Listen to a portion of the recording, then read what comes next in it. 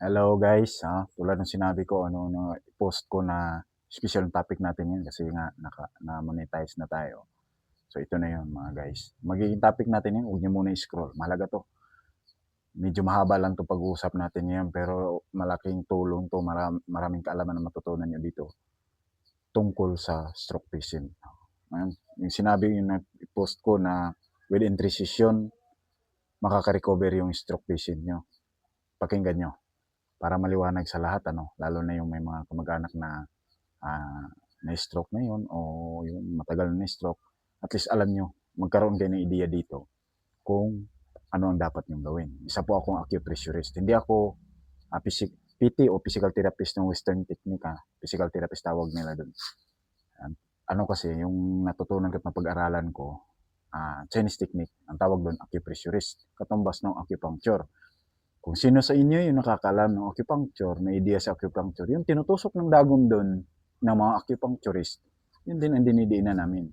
Ang sa amin lang, dahil pressurist, dinidiinan lang namin yung dapat tinutusok ng dagom. Yung tinutusok ng dagom ng mga acupuncturist, yun din ang dinidiinan namin. So, in terms of meridian, pareho lang kami na sinusundan. Magkakaiba lang noong approach. So ngayon, ang tanong, paano ba ang ginagawa, ang dapat gawin para yung may stroke patient nakaka-recover within 3 sessions. So, yung mga client namin, yung may mga kamag-anak, maaari makakapanood yung iba dito, makapagpatunay sila kasi maaari mapapanood nga nila itong video na to. Yung mga nagpapaalam, halimbawa, sa akin, ano bang dapat gawin? Yung tatay ko na-stroke kasi, nasa hospital ngayon. Ang response ko dun, hayaan nyo paglabas ng hospital, may gamot naman yan, papahingahin nyo muna sa bahay nyo. Yung sinasabi ko, papahingahin nyo within 5 days to 1 week bago ko i-approach. So, after that, kahit na tumatawag sila na ganito, gusto nang magpa-therapy yung tatay ko kasi nga masama na pakiramdam, gusto niya ng ganun, ganun. Sabi ko, wag, hintayin natin 5 to 7 days na makapag-relax siya. Kasi iba yung venue yung, na pinanggalingan niya eh. Lalo na yung hospital, andun na yung maraming iniisip siya negatibo. Kaya yun, kailangan pa-relax muna siya. Parang ang ginagawa namin doon, kaming acupressurist, yung mga Chinese technique natututo hindi yung kung saan-saan lang nag-aaral ng acupressurist. Kasi para sa kaalaman nyo, bago kami nagiging acupressurist, dinaanan muna namin yung mga massage na yan, yung mga basic na yan, yung reflexology, dinaanan muna namin yan bago kami qualified na mag-aral ng acupressurist. So, yung massage na yan, yung kahit anong approach na ano pangalan nila dyan, reflexologist, yung pinag-aralan namin yan, 30% lang yan doon sa dapat namin malalaman sa acupressurist. So, laki ng kulang, di ba? So, kaya at least may idea lang kayo. Ngayon, balik tayo doon sa topic natin tungkol sa stroke patient. Hindi talaga namin inaano yan, yung ina-approach ka agad pagkalabas ng hospital, 5 to 7 days bago namin i-approach. Pero nire-remind na namin yung kamag-anak kung anong bawal. Unang bawal, bawal pahiran ng mga maanghang. Kahit anong maanghang na pahid dyan, pag-stroke patient, huwag niyong pahiran yan.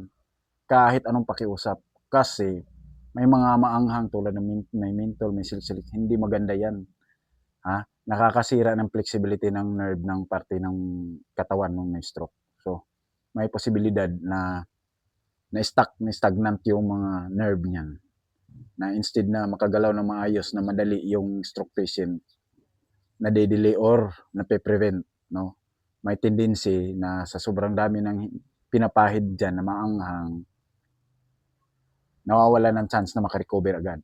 Isa yan sa tandaan nyo. Yung mga pahid-pahid na yan. Hindi maganda yan. Pag sinabi ng doktor na huwag niyong pahiran ng ganyan, hindi talaga nakakatulong yan. Maniwala na kayo. Huwag na kayong magdoktor-doktoran doon sa bulong-bulong ng mga kapitbahay niyo at kung sino-sino yan dyan na lakas loob lang. Hindi nakakatulong yan. Tandaan niyo yung sinasabi ko sa inyo, kahit anong pampahid dyan na maanghang na may silic acid o camphor o menthol, wag. wag na wag niyong gawin. Wag matigas ang ulo niyo na mas matigas pa ang ulo niyo dun sa parang awa niyo na dun sa pasyente niyo. Yan. Isa yan sa nakakatulong ha. Wag niyong pakainin ng mga may pagkain na may preservatives. Kahit anong klaseng noodles dyan, kahit anong klaseng dilata dyan, kahit gatas pa yan, huwag niyong papalamon dyan. No? Kape, soft drinks, yan, bawal na bawal yan, yung mga may preservatives na pagkain. Kasi bakit? Pag ang tao once na stroke, malfunction yung bituka niyan. Apektado yung bituka niyan, hindi nakakatunaw yan. Isa sa palatandaan dyan, kung nakapagsalita yung iba, gusto nila na tae. Kaya nga dinadayapir yan eh. Gusto nilang tumae pero walang tae na lumalabas. Walang dumi, pasintabi doon sa kumakain na. Isa yan sa palatandaan. Akala nila kakadumi na sila pag nasa CR. Eh, wala pala. Akala nila may lumalabas na, pero wala pala. Pero may time na hindi nila napapansin na lumalabas na yung dumi nila. Kasi nga bakit? Yung kuman ng utak nila hindi doon sa normal. Kaya maraming nawawala ang yung dapat na koneksyon kung ano dapat gawin nila galing sa utak, hindi nagkakakunik. Kaya imbalance yung uh, reply nung katawan nila tsaka dun sa utak nila. No? Isa na yan yung pagdudumi. Ngayon, anong gagawin dun? Ano dapat pinapakain? Dapat pinapakain, inaano nyo muna yung sabaw, yung mga gulay na hinahapkok nyo, sabaw, napahigop nyo muna. Hindi naman mamamatay yan eh. Takot, isip nyo lang yan. Hindi mamamatay yan. Kailangan lang yun, i-fruit juice nyo. Kung ano yung required na i-fruit juice dahil kung may iba siyang karamdaman na fruits and vegetable juice, yun lang yun. Papahigop nyo. Papainom nyo. Para yung bituka niya. Kasi yung bituka niyan, doon nakasalalay din yung lakas niyan eh. Recover. O, isa dyan yan sa nakakatulong. Yung ganong approach. At ang isa dyan, habang wala kayo nahanap na therapist na acupressurist, kung mayroon namang mga PT, hindi ko naman sinaano, malaki kaibahan. Yung isi-share ko sa inyo ngayon, katulad nung, kailangan kasi dyan, unang may recover dyan, yung takbo ng utak. Yung utak nung pasyente na na-stroke. Bakit? Iba dyan, delay yung response ng utak nila, o tuluyan na nakalimot. Ang ginagawin namin dyan, utak muna na tinitherapy namin. Inaano namin yan para magbalik yung memory. Diba? Tinatanong namin kung anong pangalan niya. Pag hindi niya ma-response kaagad, isa niyan sa ibig sabihin na may problema rin yung memory niya. Hindi nakukuha sa gamot yan basta-basta. Sa amin yan, nakukuha kaagad yan through therapy. Acupressure therapy. O yung mga acupuncturist, o pwede rin yun kung may kakilala kayo. Basta alam nyo na talagang magaling. Yun. Pinipressure namin yan o pinipress namin yung part. Ginamitan ng pressure. Doon dinidiin na namin. Ngayon, wala kayong acupressurist na nakita. O yung massage lang. Mas maganda, habang wala, kayo, kasi nga, yung massage, hindi ko naman yan, pero malayo sa talaga, yung kapasidad na maka-approach ng tamang approach, enough na approach para makarecover. Yung nga sinasabi ko sa inyo, 3 session lang. Habang wala pang acupressurist, kailangan kasi dyan, yung stroke patient nyo, makatulog siya normally. Ay, ibig sabihin ng normal. Doon sa nakasanayan. Kasi yan, karamihan sa mga stroke patient kasi, ay karanasan ko na to doon sa mga pasyente ko. Ang tulog nila, kung kailan madaling araw, doon sila gising. Kung kailan araw, saka sila tulog. So, which is mali yun. Kasi bakit? Kahit normal na tao, pagka natulog ka after 12 midnight, onward, pamadaling araw na yan, ang taong normal, walang lakas. Iba ang takbo ng isip. Paano pa pagka-stroke patient? Diba? Imagine nyo na kung gaano ka yung utak at saka yung katawan. So, walang lakas. Hindi effective. Yun ang tinitherapy namin para bumalik yung normal niya. Instead na matulog siya ng nakasanayan niyang araw, matutulog siya ng tamang oras. Di ba? Na nakasanayan niya matulog ng alas 8, alas 9, alas 10. O di mas maganda yun. Tuloy-tuloy yun. Ngayon. At sa, unti-unting bumabalik yung memory niya. May ina-approach kami, may tinitherapy kami doon para bumalik yung ano ng pag-iisip niya, yung memory niya. Ngayon, wala pa, kasalukuyan andyan. Paglabas ng hospital, anong ang gawin yung approach para ma-relax yung utak niya? Hindi siya irritable, hindi yung parang nalulula, ganun ang nararamdaman niya. Itong part na to, ito, yung ano dito, yung puyo natin, saka yung bunbunan natin, yung kalagitnaan, itong gawin nyo. I-massage nyo yan dyan, kunting diin. Matatamaan nyo yung pressure point dyan. Kaya nakaka-relax yun. 5 minutes, 10 minutes, ganun lang. Mamaya-maya gawin nyo lang para ma-relax siya. Hanggang sa wala pa kayo at least yung memory niya. Kasi yun ang nakakatulong Kasi yung utak ng tao, yun ang nagkukuman para lumakas. Kung paano papagalaw yung mga apektado, paano palakasin. Habang wala, ganun mo nang gagawin nyo. Lalo na yung wala talaga kayong makita, wala kayong ideya. Tapos, ang gagawin nyo, pagka ang alas 9 ng umaga, painitan nyo. Bilad nyo sa araw hanggang alas 11. Hindi nakakasama yan. Ares, ang buriruhan nyo lang. Para lang at yung magigising yung mga nerve niya na mabubuhay, hindi tulog. Ganun. Paliguan nyo, pagkatapos ng paliguan, ibilad nyo. Yan. Tapos sa hapon, bilad nyo naman siya, alas 3 hanggang alas 4 o ganun. At least mabilad nyo siya ng 30 minutes to 1 hour. Yan, namili lang kayo dyan. Mula sa alas 9, 30 minutes o 1 hour. Tapos sa hapon naman, alas 3, 30 minutes o 1 hour. Pala na kayo doon. Malaking tulong yun habang naghahanap kayo ng magtitherapy. Ngayon, huwag nyo i-travel yung pasyente. Katulad nung, si ano doon, may albularyo doon, magano. Huwag, hindi kayo nakakatulong yan.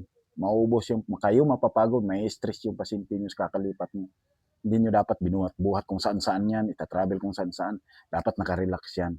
Kaya yung mga pasyente nyo, titigok na maaga dahil dyan sa palipat-lipat nyo kung saan nyo dinala-dala-dala. Imbis gagaling, yun. Ang hindi nyo alam, kayo pa nagpapaaga na matigok. Bakit? Kaka-travel nyo. Na-stress nga kayo, normal kayo. Yan pag may karamdaman, hindi may stress. Nakuha nyo. Yan ang logic doon. Kaya pahinga nyo, maghanap kayo ng di baling presyuhan kayo kasi yung iba dyan, pag home service, medyo may kalayuan.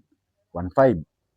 Hindi okay lang yun. At least, magaling. Hindi yung itatravel nyo, gumagastos rin kayo. Yung iniisip nyo kasi, pagka nag-home service, yan, 1.5, siningil kayo. Di ba? Ganyan. Namamahalan kayo. Hindi kayo namamahalan doon sa dami nyong kasakasama. Sino magbuhat, pakainin nyo, gumastos kayo ng gasolina, pagod nyo pa, hindi nyo kinikwenta. Mali yung mindset na ganun. Tsaka huwag kayo makinig sa bulong-bulong ng kapitbahay nyo kung anong dapat gawin. Walang alam yung mga yan. Unless acupressurist yan. Acupuncturist. Or PT, Western. Pero dapat ang mag-assist dyan, hindi naman sa minamaliit kayo mga PT. Dahil doon sa approach na alam namin na mas advanced kami, mas precise doon sa mga ganyang sitwasyon, acupuncturist at sa acupressure. So, kasi tabi na lang doon sa mga no. Pero, ma-appreciate nyo yun. Ganon. Dapat, alam nyo, anong mga bawal dyan na pagkain. No? Una dyan, yun nga, yung mga dilata, bawal yan. Noodles, kahit anong klase, kahit anong inumin na may preservatives, maliban sa tubig at saka fruits, vegetable juice, ligtas yan. Yan ang nakakatulong. Pero kung ano dyan, inumin na iniinom nyo rin, pinainom namin ng konti kasi naawa kami. Pinakain namin kinti, naawa kami. Hindi nakakatulong yung awa nyo. Sa totoo lang, pinalala nyo pa. Dapat, mindset nyo, bawal, maliit o marami, bawal pa rin yan. Kakainin nyo ng karne. Tinanggal namin ng balat. Huwag nyo na pinagluloko sarili nyo.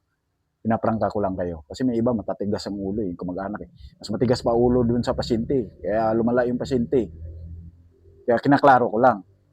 Ano pa pagkain na bawal? Dilis. Kahit anong luto sa dilis. Bawal yan. Mataas ang uric acid niyan. Pusit or nokos. Yun. Dilis, bulinaw. Yan. Crabs. Bawal yan. Hipon, lobster. Bawal yan. Pasaya. Ganyan. Tilapia, hito, at saka yung bangos. Kasi bakit? Feeds na karamihan pinapakain dyan. Yung mga pagkain na feeds ang pinapakain, huwag nyo ipakain dyan sa, sa pasyente nyo. Mahina ang panunaw niyan. 'Pag harmful yan pagka napasukan ng mga hindi magandang mga pagkain. Hindi naka-digest yan.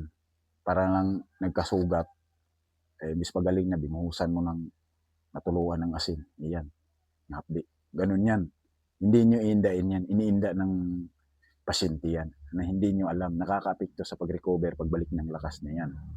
Kaya kita nyo kung ano ina-apply nyo dyan sa pasyente nyo, mula sa pagkain, mula sa inumin na bawal, yung pasyente nyo nakakalakad na, hindi nakakaupo na maigi, hindi mo nakaupo na maayos. Yan ang ina-approach namin.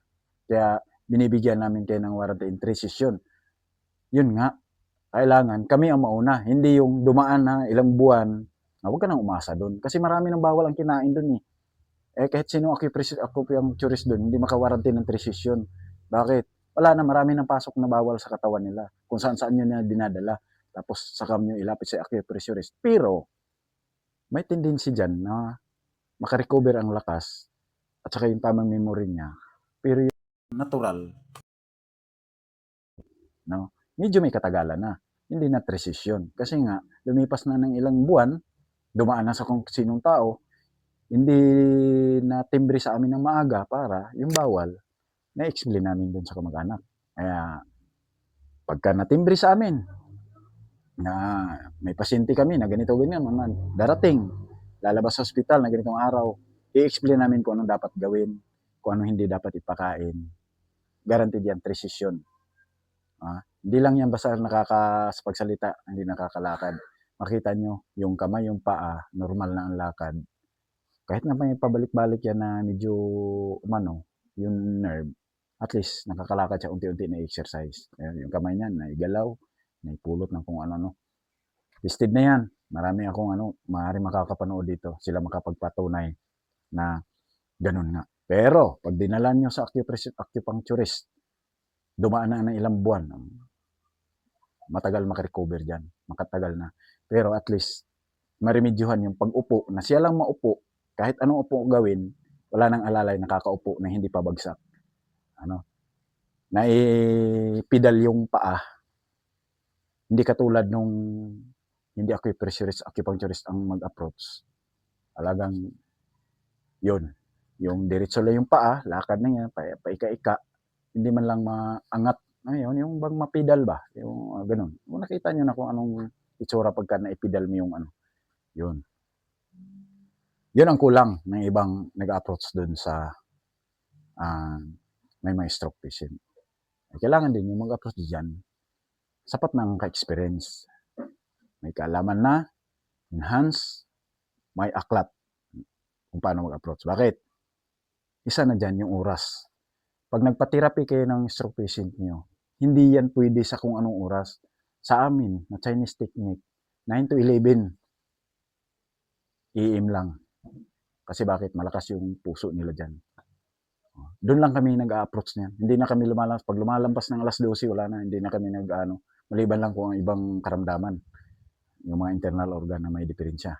Ina-approach namin doon. Pero pagka stroke patient, pagpatong ng alas 12, hindi na namin yan. Hindi na namin tinitherapy yan. Useless lang. So, 9 to 11 lang kami. Alam niyo na, tandaan niyo ang bawal na pagkain.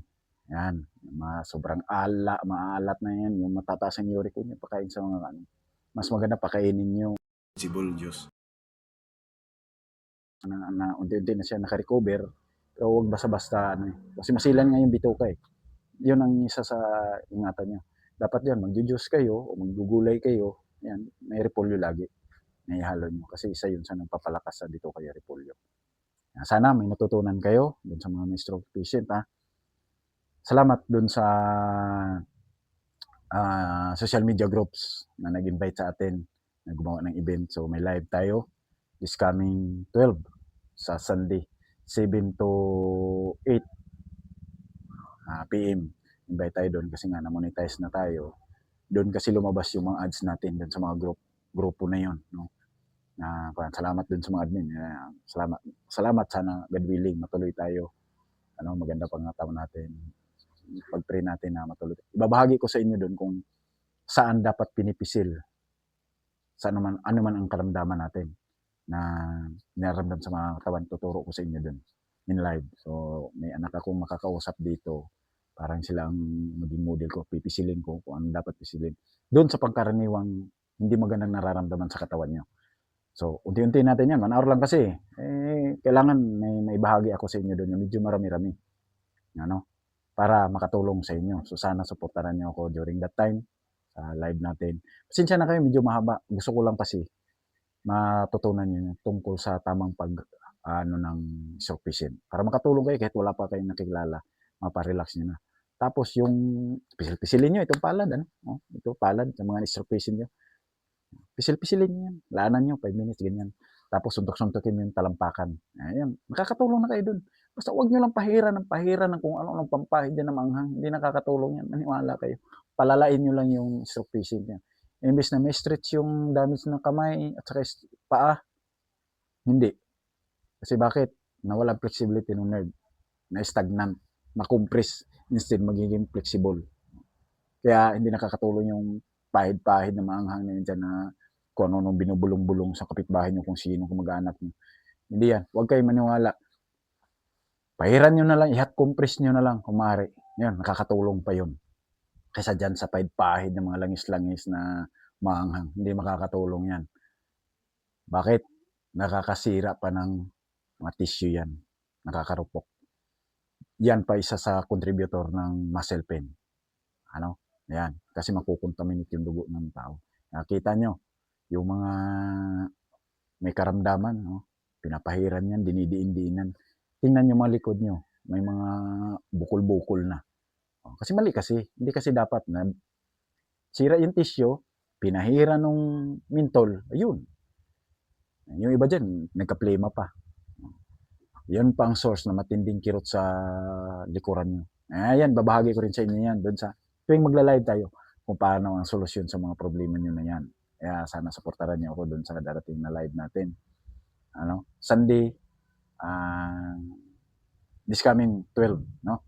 7 to 8 p.m. Medyo isang oras lang muna kasi first time naman. Titingnan natin kung ano yung mga comment na gusto nilang para may adjust din natin ang oras. So, minimum hour muna tayo, 1 hour. Salamat dun sa mga admin ako nababanggitin yung mga pangalan. So, sunod na mga video babanggitin ko kasi i-check uli. Kasi hindi ko kabisado yung mga pangalan ng mga pasensya na kayo. So, salamat dun sa mga group admin na nag-invite sa atin na gumawa tayo ng event. Maraming salamat sa inyo. God bless. Ingat kayong palagi. Thank you.